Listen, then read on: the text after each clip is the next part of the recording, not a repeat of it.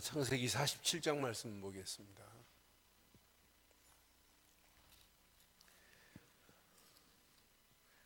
창세기 47장 13절로 18절 교독합니다. 창세기 47장 13절로 18절, 19절 교독합니다.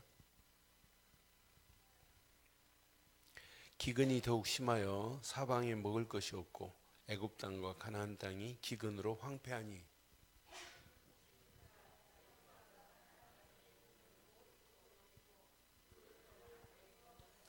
애굽 땅과 가나안 땅에 돈이 떨어진지라 애굽 사람이 다 요셉에게 와서 이르되 돈이 떨어졌사오니 우리에게 먹을거리를 주소서. 어찌 주 앞에서 죽으리이까.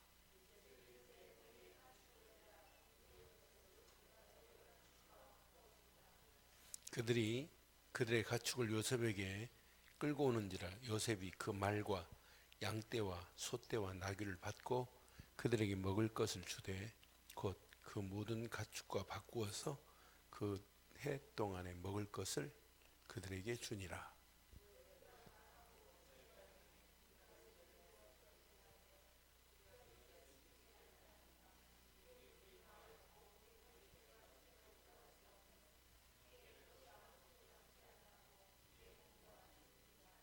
함께합니다. 우리가 어찌 우리의 토지와 함께 주의 목전에 죽으리이까. 우리 몸과 우리 토지를 먹을 것을 주고 사소서. 우리가 토지와 함께 바로의 종이 되리니 우리에게 종자를 주시면 우리가 살고 죽지 아니하며 토지도 황폐하게 되지 아니하리이다. 아멘. 왜 우리 교회가 제2의 복음운동을 시작해야 되는지, 왜 우리 본부가 제2 알리티시 운동을 시작하면서 우리가 주역으로 쓰임받자고 하는지를 우리가 빨리 눈치채야 돼요. 그 비밀을 가지고 가는 발걸음 문제 있을 수 있어요. 환경도 어려울 수 있어요. 어려운 모든 환경이 우리에게는 메시지입니다. 그러니까 오늘 이 언약 붙잡고 가는 발걸음, 그 시대가 어떻게 되는지 한번 잘 보세요. 저는 오늘 이 말씀을 딱 묵상하는데 지금 극심한 기근 시대구나.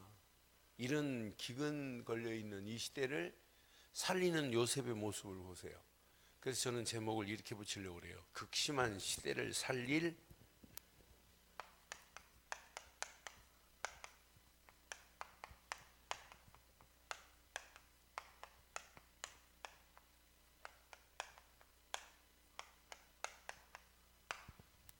우리는 이 시대를 살릴 수 있는 메시지가 있어야 돼요.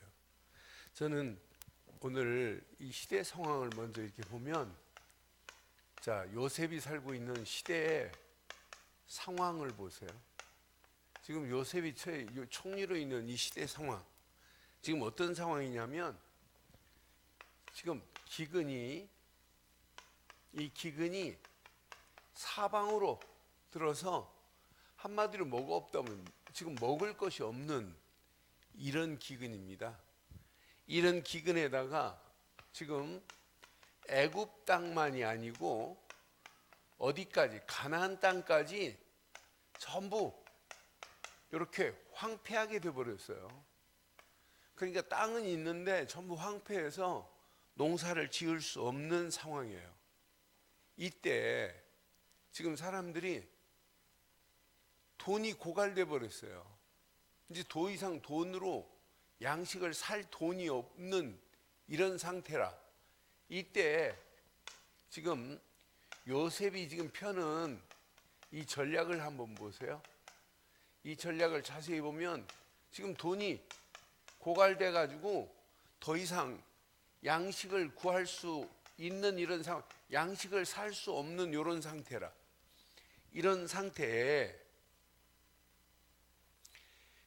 부자는 지금 누구만 부자가 되냐면 모든 돈이 지금 어디로 다 몰렸어요? 어디로 몰렸냐면 바로의 궁으로, 모든 돈이 바로의 궁으로 지금 다 모여서 지금 바로 임금만 부자가 된 이런 상태라. 이제 도저히 돈 주고 살 수 없는 상황. 그러니까 이 상황을 무슨 상황이냐면 기근에 죽을 상황이라고 표현해요. 우린 다 죽는다 지금. 그러니까 이 돈 떨어지니까 쌀을 사려고 하니까 가지고 있는 건 돈은 다 나갔지만은 이제 가축을 가지고 짐승을 가지고 곡식을 사는 이런 상황까지 와요. 짐승을 가지고. 그런데 짐승도 이제 그해 짐승을 가지고 곡식을 바꿔 먹었는데 물물 교환한 거죠. 바꿔 먹었는데 이제 짐승 물물 교환해서 짐승도 없어요. 짐승도 다 누구한테 가냐면 이제 바로의 궁으로 들어가는 거 보세요. 한 사람 제대로 있으니까 이런 짐승을 가지고 오는데 나중에 안 도니까 뭐 가져오냐면 저는 이 말씀 보면서 남는 건 뭐밖에 안 냐면 자기 몸하고 토지밖에 남지 않았어요. 그러니까 우리를 당신의 뭘로 삼아달래요? 종으로 삼아달래요. 그러니까 모든 사람들이 이제 바로의 종이 돼버려요. 나중에는 뭐까지 다 가지고 와요? 토지까지도 다 바로왕 앞에 가는 거예요. 바로왕 앞에. 저는 이걸 보면서 이 시대에 패권 국가가 어디냐면 애굽이라. 지금 애굽 주변의 모든 나라를 다 삼켜버리는 거예요. 이렇게 삼키는데 자세히 보니까 그냥 죽이지는 않아요. 토지를 빼앗고 내가 종자 씨를 줄 테니까 너희들이 농사를 져서 5분의 1은 이렇게 상납해야 돼요. 세금으로. 그리고 5분의 4 가지고 죽이진 않아요. 5분의 4 가지고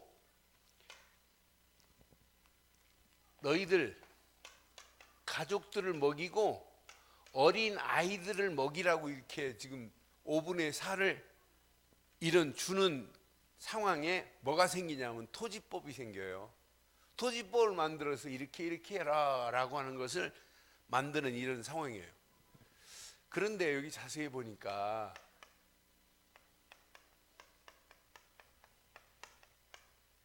제사장의 땅만은 빼앗지를 않아요. 여기 뒤에 보니까 여기 26절 한번 봐봐요.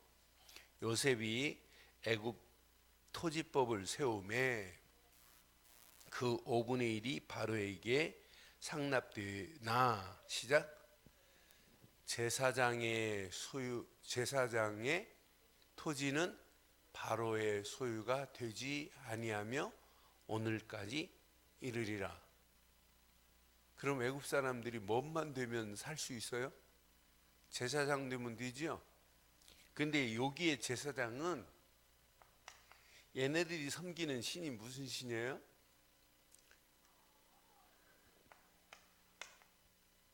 아몬 신이라고 그래서 공기와 물의 신을 즐겨요. 찾아요. 아몬 신은 공기와 바람과 물을 다스리는 이런 신이 아몬 신이에요.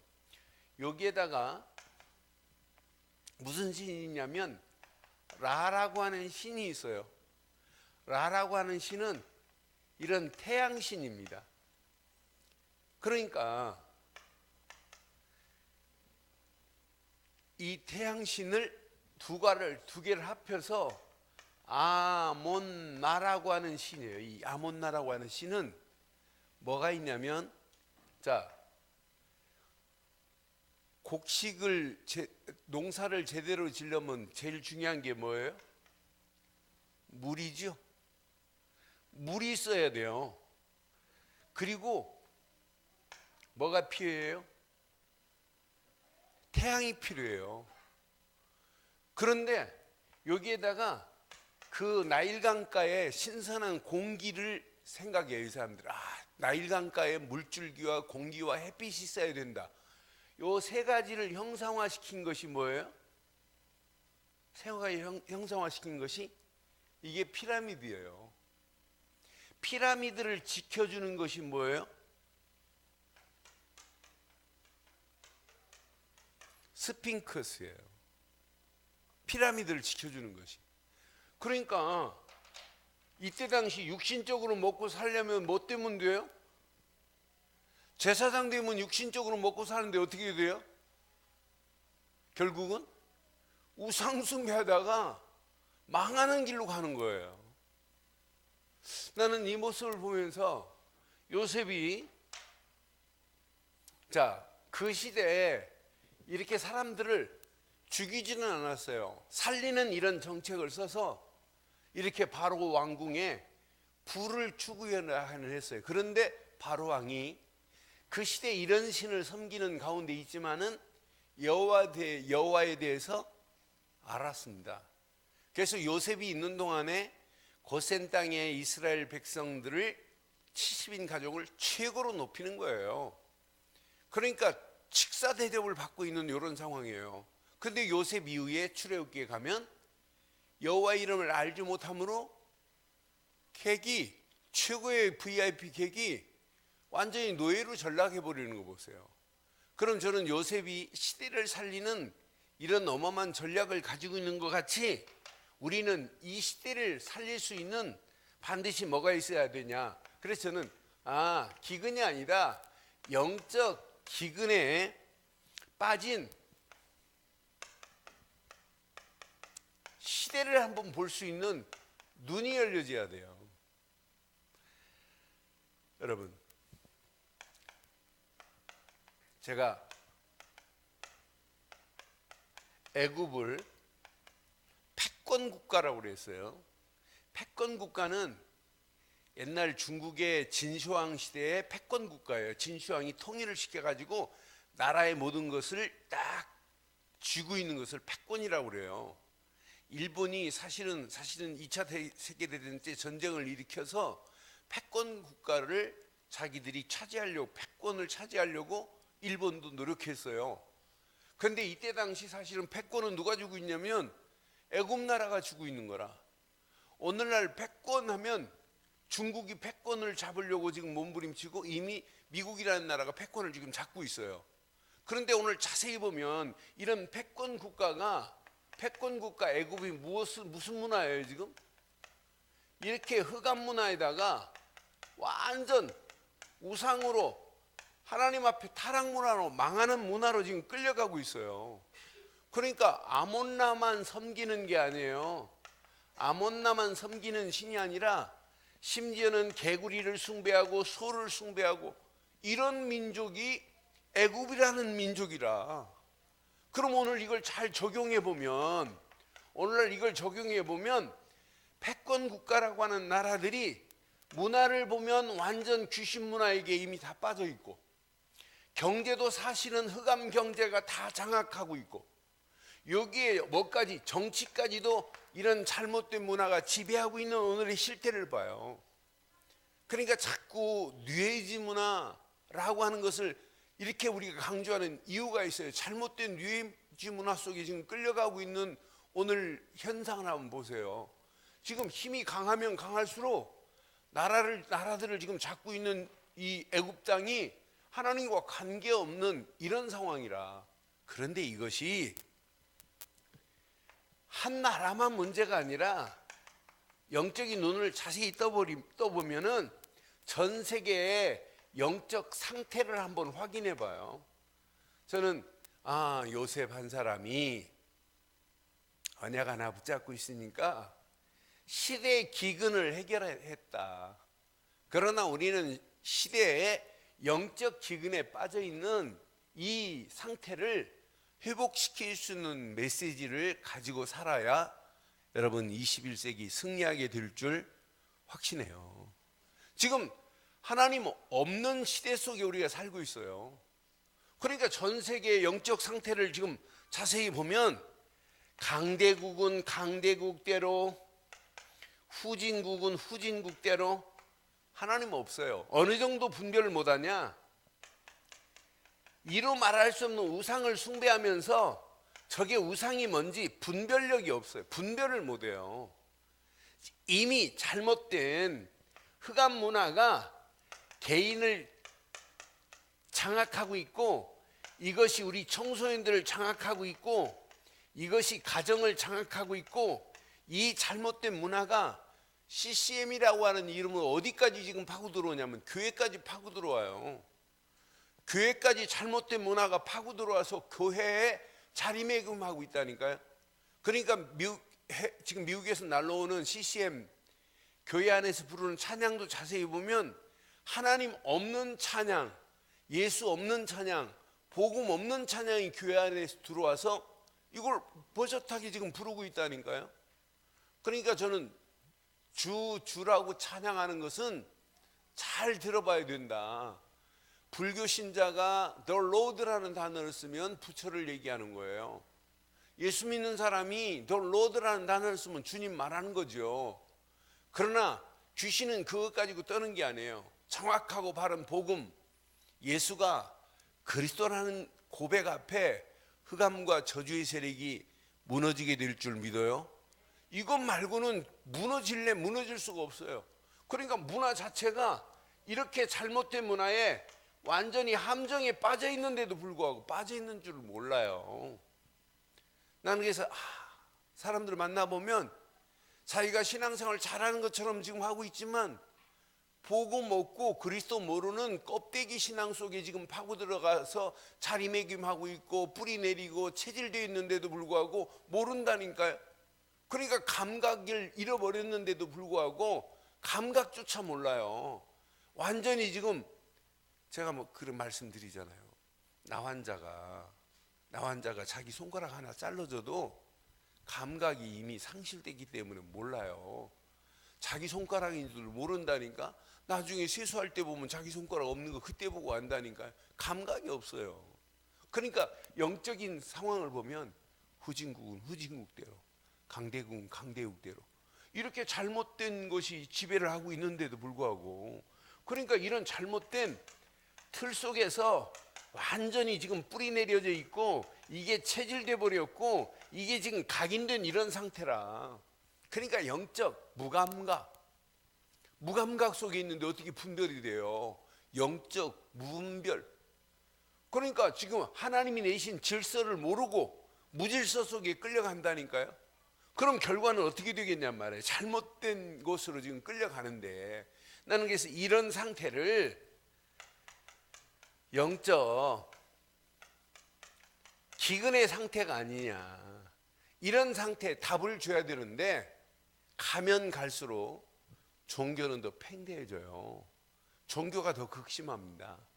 진리도 아닌 비진리가 진리인 것처럼 가증스럽게 지금 자리 잡고 있는 이런 시대 속에 있어요. 하나만 잘 모르고. 그래서 나는 이렇게 지금 끌려가는데도 불구하고 이걸 모르고 가고 있다? 솔직히 말해서 정답을 줘야 되는데 정답을 주지를 못하고 있는 오늘의 실태를 보세요. 이런 현장을 보고 우리가 바로 진단할 수 있다? 저는 너무 감사해요. 한 주간도 이렇게 중고등부 아이들 이렇게 한 100여 명 렘넌트 지도학교 아이들 데리고 이렇게 메시지를 하면서 첫날 보니까 뭐 못 알아듣는 애들이 너무 많아요. 그래서 저놈들한테 어떻게 할까 해갖고 맨날 제가 어른 그 합숙만 하다가 중고등부 이렇게 하려니까, 그래서 내가 중고등부 아이들의 상태를 내가 이미 알기 때문에 유머를, 중고등부 아이들 좋아하는 유머를 내가 찾아가서 갖고 갔어요. 그리고 그 렘넌트 지도학교 아이들의 상태를 내가 누구한테 물어볼 수도 없고 그래가지고 네이버에 들어갔더니 렘넌트 지도학교 아이가 작년에 고등학생 중에 최우수 논문상을 받은 애가 있더라고요. 이은혜라는 아이가. 그래서 내가 걔 이름을 딱 알고 이제 갔죠. 가가지고 이제 내가 지네들한테 관심이 있다는 걸 보고, 야, 작년에 여기 최우수상 받은 애가 누군데 논문 최우수상 이은혜 누구야? 그랬더니 맨 앞자리에 앉아 있더라고요. 그래서 내가 축하한다고 하니까 벌써 우리한테 저렇게 관심이 많은가 막 이러더라고요. 그러면서 이제 메시지, 그냥 어른 같으면 내가 가지고 노는데 이거 생짜 중고등부 애들이라. 그러니까 윤전사 목사님 이제 그 다음날, 목사님 중고등부 애들 뭐 어렵지 않으셨어요? 그래. 아니 쉬운데 애들 뭐 잘 알아듣던데 그랬어요. 그러니까 그렇게 안 하면 그 속에 지금 집어넣을 수가 없어요. 그런데 그 중에 아이들이 해답을 찾고 현장에 가서 예수를 그리스도로 말해서 이제 오늘 보고를 들어봤더니 애들이 가 현장에서 확인을 된 거예요. 어떤 애는 중고등부 애들 붙잡고 어떤 애는 어른을 붙잡고 뭐 복음 전했더라고요. 거창하고 함양 나가가지고 걔네들이 나가서 저는 현장 나가는 거 보고 이제 올라왔기 때문에. 그런데 이 아이들 속에 이제 답을 찾은 거예요. 야, 진짜 예수는 진짜 그리스도구나. 그러니까 막연하게 사람들이 교회를 잘 다녀야 된다, 열심히 믿어야 돼, 이게 지금 아니잖아요. 난 그래서 영적으로 기금 만난 이 시대를 우리는 정확하게 진단할 수 있는 메시지를 가지고 있다는 것은 우리 생애 가장 축복인 줄 확신합니다. 이걸 진단할 수 있다. 불신자가 왜 망하는지, 망하는 이유를 말할 수 있다. 원인이 뭔지를 말할 수 있다. 결과가 어떻게 된다는 사실을 말할 수 있다는 것은 생애 가장 가치 있는 축복인 줄 믿어요. 지금 문제는 답을 안 줘서 문제가 아니라 답을 줘도 데미지가 없어요. 뭘 안 하니까. 바른 진단을 못 하니까. 그래서 여러분, 이 시대를 살릴 수 있는 전도자 되기를 소원하시면 우리는 메시지 중에 가장 첫 번째 메시지가 뭐였냐면 불신자를 보고 진단할 수 있는 메시지를 갖기를 바라요. 그래서 여러분들에게 계속해서 자, 세 가지 여러분 이런 올무가 있어요. 세 가지 올무가 뭐냐면 창세기 3장, 6장, 11장이 세 가지 올무예요. 그 중에 창세기 3장을 뭐라고 그래요? 나 중심이라고 하는 거예요. 창세기 6장을 무슨 중심이라고 그래요? 물질 중심이라고 하는 거예요. 창세기 11장을 뭐라고 그래요? 성공 중심이라고 하는 거예요. 이렇게 이 중심으로 가기 때문에 이게 이미 올무가 돼버렸어요. 이렇게 올무가 됐는데 이 올무가 무슨 올무인지도 몰라요. 여기에다가 지금 많은 사람들이 세 가지 이렇게 함정에 빠져 있단 말이에요. 사도행전 13장에 전부 하나님 아닌 이렇게 귀신에게 붙잡혀가지고 우상 숭배할 수밖에 없다니까요. 그러니까 뭘 찾아가냐면 무속인 찾아가야 되고 점쟁이 찾아가야 되는 이런 상황에 있단 말이에요. 사도행전 16장에. 그러면 갈수록 하나님 아닌 미신에게 사행을 드릴 수밖에 없는 19장 속에 들어갈 수밖에 없는 오늘의 실태를 봐요. 이미 이게 함정이라 이 안에서 6가지 안에서 6가지의 잘못된 이런 틀 속에 완전히 고착돼 버렸어요. 고착.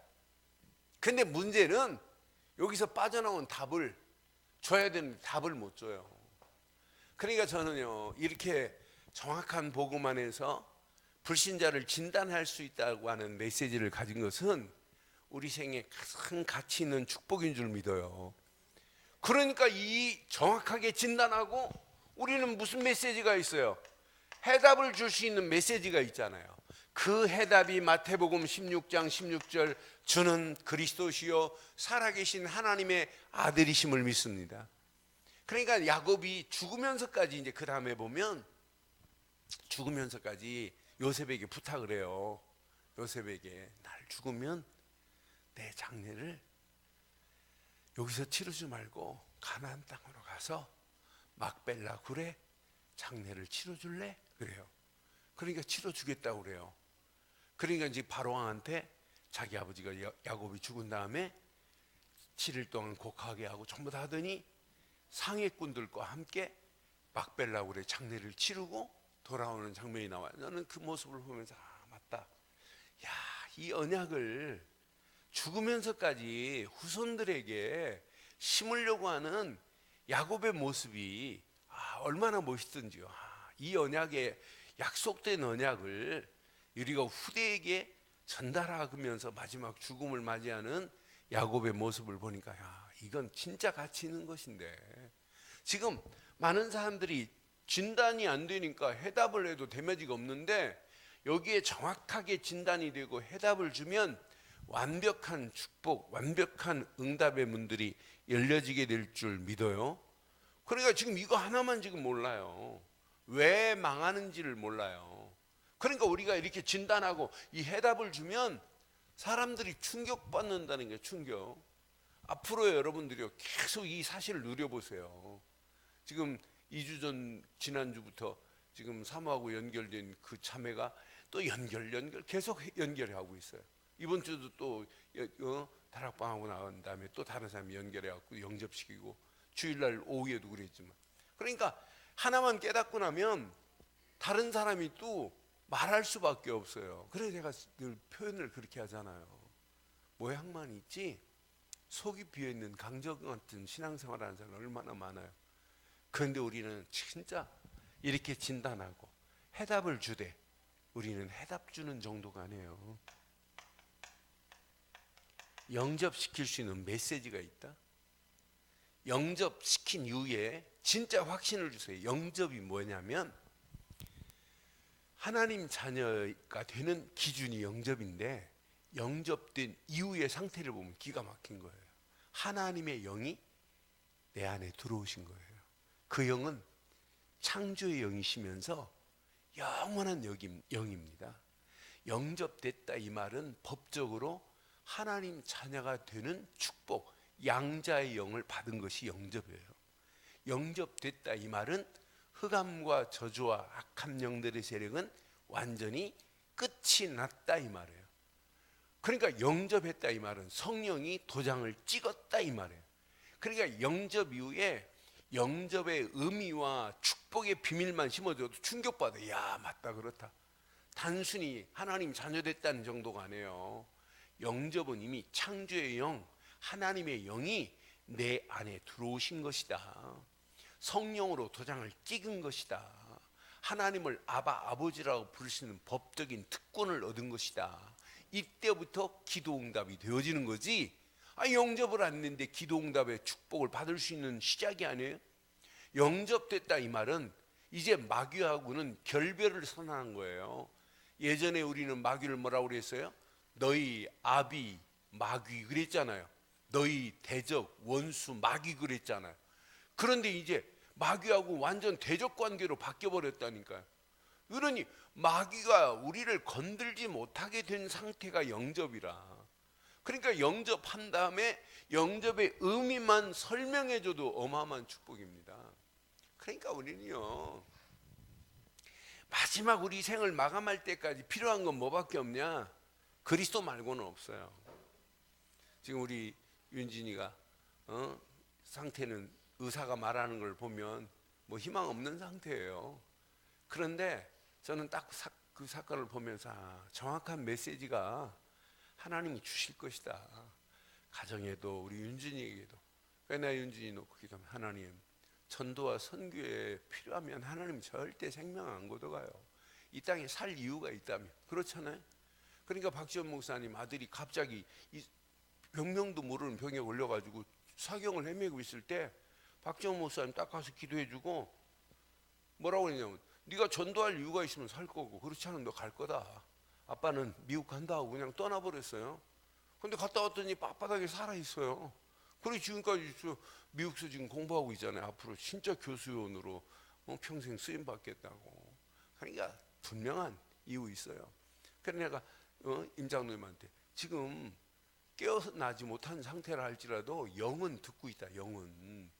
그러니 계속 선포는 그리스도 말고는 선포할 게 없다. 제가 잠깐 들어가서 기도를 속을 안 했어요. 그냥 기도했어요. 그리고 윤진이한테 그랬어요. 야, 그리스도 말고는 붙잡을 게 없다. 예수가 그리스도라는 고백 말고는 다른 거 고백하면 안 된다. 왜? 그의 영은 지금 듣고 있거든요. 그러니까 외관 성결교회 사모님이 누구 아는 사람이 연결이 됐어요. 지금 중환자실에 사람이 지금 헤매고 있는데 가족들이 복음을 듣겠다고 하고 그러니 복음을 전해달라고 그래. 가족들 영접시키고 중환자실에 가서 혼자 3개월 계속 그리스도를 선포해 줬어요. 3개월. 그 성도 이름 불러가면서 계속 기도를 그리스도 선포해주고 기도해주고 3개월이 깨어났어요. 깨어났다니까 이 사모님이 얼마나 좋아해요. 막 가지고 할렐루야 하고 쫓아갔더니 사모님 목소리 딱 듣는 순간에 내가 가장 듣고 싶어 한 목소리가 지금 그 목소리였다. 그러면 그 상태가 지금 뭐 도저히 깨어서 분별 못하는 상태라 할지라도 육은 살아있는 동안에 영은 듣고 있단 말이에요. 그러니 다른 거 하지 말고 계속 그리스도 말고는 의사는 살리지 못해요. 그러나 하나님은 살릴 수 있어요. 그러나 살 이유가 있어야 되는 거예요. 그래서 진짜 메시지를 딱 붙잡으시고 진짜 하나님께 딱 맡기고 기도하면 하나님께서 완벽한 축복으로 하나님이 이끌어 가실 줄 믿어요. 그러니까 우리는 기도, 하나님 살려주세요, 이게 기도 제목되면 안 돼요. 여기서 정확한 메시지를 붙잡아야지. 하나님이 주시고자 하는 메시지가 뭔지, 가정을 향한 메시지, 가족을 향한 메시지, 진짜 우리가 지금 붙잡아야 할 메시지가 뭔지. 그래서 오늘 언약 붙잡고 시대 보세요. 영적으로 이건 몰라가고 지금 망하는 길로 끌려가고 있잖아요. 오래 사는 게 문제가 아니라 마귀한테 끌려가는 게 이게 문제 아니에요? 여기를 전단해주고 우리는 답을 준다? 아니, 답 정도가 아니라 영접의 메시지를 가지고 있다? 우리는 영접 정도가 아니잖아요. 양육할 수 있는 메시지가 있어야 돼요. 그래서 다음 주 주일부터 딱 식사 마치면 1시 반까지 딱 모이세요. 그래서 이제 앞으로 기초반, EBS 기초반 한 팀 모으고 한 팀은 사역자반으로 모일 거예요. 앞으로 우리 교인들이 현장에서 사역할 이런 메시지를 가지고 왜 사역을 못해요? 얼마든지 사역할 수 있는 거지. 이거 하나만 말해주면 되는데. 그래서 진짜 양육할 수 있는 메시지로 이제 우리가 뭐 받아야 되냐면 이렇게 훈련 받아야 돼요.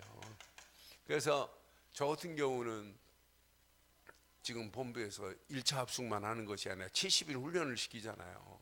근데 교회 내에서 얼마든지 그 메시지를 가지고 훈련시키려고 그래도 교회가 어느 정도 이렇게 좀 따라와야 되고, 중직자들 야 이거밖에 없다, 중직자들 스스로 알아가지고 야 목사님 70인 훈련시키는데 왜 우리가 그렇게 훈련을 안 받으면 되겠냐. 그래서 자체적으로 우리는 금요일 저녁 토요일 이렇게 해가지고도 얼마든지 훈련할 수 있고, 그래서 이번 재직들은 그냥 재직 훈련하면 안 되겠구나. 그래서 다음 주 이제 이번 주 말고 돌아오는 15일 주에 재직 헌신 예배 드리면서 13일 저녁을 뭘로 하려고 하면 철야 예배를 모든 재직들 다 모으자. 다 모여서 우리 하루 저녁만이라도 우리가 메시지 붙잡고 기도하면서 재직으로서 우리 2017년도 어떻게 살아갈 것이냐, 어떻게 헌신할 것이냐 알고 해야지 그냥 막연하게 하면 되지 않는 거 아니냐. 그래서 앞에 계신 장로님들 또 권사님들 모델적 역할을 좀 감당해주면, 교회가 앞에서만 좀만 해주면 교회는 저절로 끌려오게 돼 있어요. 똑같습니다. 이 철새가 훈련하는 거 보세요. 가을, 늦가을 되면 철새가 초겨울 탁 되면 철새가 훈련합니다. 훈련할 남쪽 나라로 가려고. 그러면 수백 킬로, 수천 킬로를 어떤 철새든 달려가야 돼요. 쉼도 없어요. 막 바다를 막 건너가야 되니까. 근데 제대로 훈련 안 하면 다 떨어져 죽는다니까. 근데 훈련하는 때 보면 기가 막혀요. 앞에서 날개짓 하는 녀석이 계속 앞에서 날개짓 안 해요. 맨 앞에가 제일 어려워요. 그럼 앞에서 한 마리, 세 마리 쭉 대어를 줘가지고 날개짓을 해요. 그럼 맨 뒤에 있는 애는 날개짓 안 해요. 자세히 보면 날개만 펴고 이렇게 따라와요. 그럼 앞에서 날개짓 하는 이가 막 바람을 불면 저항이 생겨서 그냥 날개만 펴고 이렇게 따라오면 저절로 돼요. 그냥 그거하고 마찬가지라니까요. 그런데 맨 앞에 있는 애가 한참 날개짓하다 뒤로 쭉 빠져요. 앞 무리들이. 그럼 뒤에 가서 이제 쉬고 있어요. 그럼 또 그 다음 무리들이 막 날개짓해. 나는 보면서 야 진짜 교회가 저래야 되는데 같이 힘을 합쳐서 막 이렇게 모아줘야 되고, 같이 네가 맡았으니까 너만 하는 것이 아니라 같이 힘을 모아서 같이 날개짓 해줘야 되고, 힘 빠진 사람 뒤로 물러나야 되고, 또 그러면서 같이 힘을 모아줘야 되잖아요. 그리고 오늘 카톡에 보니까 홍명 권사 같은 뭐 설거지 상번 줘 이렇게 짠다고 그랬더니 어떤 사람 막 환영하고 막 이렇게 합디다. 그러니까 같이 힘을 모아줘야 교회가 돼요. 그래서 우리는 정확한 메시지를 가지고 이 영적 기근에 빠져 있는 이 시대를 진단하고 해답을 주는 자 되기를 바랍니다. 요셉이 가지고 있는 지금 전략은 육신적인 기근을 해결하는 전략이고, 우리는 요셉이 가진 전략보다 더 멋있는 영적 기근에 빠져 있는 영혼들을 진단하고 해답을 주고 양육을 시키고 영접을 시키고 양육을 시키고 훈련시킬 수 있는 이런 메시지 가진 우리 늘 좋은 교회 되기를 바랍니다. 그래서 우리 늘 좋은 교회가 2017년도 진짜 답 찾아야 돼요. 저도 기도할 때마다 요즘 얼마나 힘이 나는지 몰라. 이 제목만 붙이는데, 하나님 제2의 그냥이 아니에요. 복음 운동에 뭐가 되자? 뭐가 되자? 주역이 되자. 근데 복음 운동의 주역 중에 자, 나의 정체성을 찾아야 돼요. 나를 찾는 이런 복음 운동이 내 안에서부터 일어나야 돼요. 그래서 이 복음 운동이 여러분 생각을 지배해야 되고, 이 복음 운동이 내 마음을 지배해야 되고, 내 영혼을 지배해 버려야 돼요. 영혼을. 그래서 생각 속에 더 깊이 뿌리가 내려져야 되고, 마음에 이 체질이 돼버려야 영혼 속에 각인되는 날이 와요. 그래서 나를 찾는 복음 운동이 시작되기를 바랍니다. 내 속에서부터 시작돼야 돼요. 그러면은 두세 사람이 모였다, 그게 교회 아니에요? 당연히 교회를 회복하는 이때 하나님이 주시는 거예요. 말씀을 주시는데 말씀 운동으로 원내스 되어지는 축복이 있기를 바랍니다. 그러니까 기도할 때마다 정확하게 기도하세요. 제2의 본부는 RUTC 시대의 주역이 되자 그랬어요. RUTC는 앞으로 20가지 전략을 RUTC를 통해서 제대로 전달하자. 그게 RUTC예요. 그래서 이것을 렘넌트들 제대로 훈련시키고 그 다음 또 렘넌트들이 세워지고, 그래서 20가지 전략을 완성시킬 수 있는 게 RUTC예요. 그런데 RUTC가 위원회가 2개 있어요. 하나는 RUTC 위원회. 이건 하드웨어입니다. 앞으로 이제 RUTC 전체 이 20가지 전략을 완성시키는 하드웨어로. 그런데 RUTC 미션위원회가 생겼어요. 그 미션위원회가 이 RUTC의 소프트웨어예요.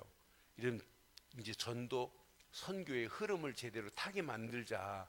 그 위원회 위원장이 하나님의 은혜로 저를 세워놨어요. 그래서 저는 하나님이 우리 교회에 내게 증거 주실 걸 확실히 알아요. 이번에 계속 기도하는데 확신이 와요. 하나님 맞습니다. 우리 교회가 이런 상태가 예전에 아니었잖아요. 그런데 하나님이 우리 교회 예전 명성보다 더한 명성으로 바뀌어 주실 줄 확신해요. 기도할 때마다 하나님이 나를 창피하게 만들면 되겠어요? 제2 RUTC 미션의 위원장인데, 그런데 아이고 위원장 교회가 뭐 저래 뭐 이러면 되겠냐면, 난 그래서 하나님이 창피하지 않도록 하실 거다.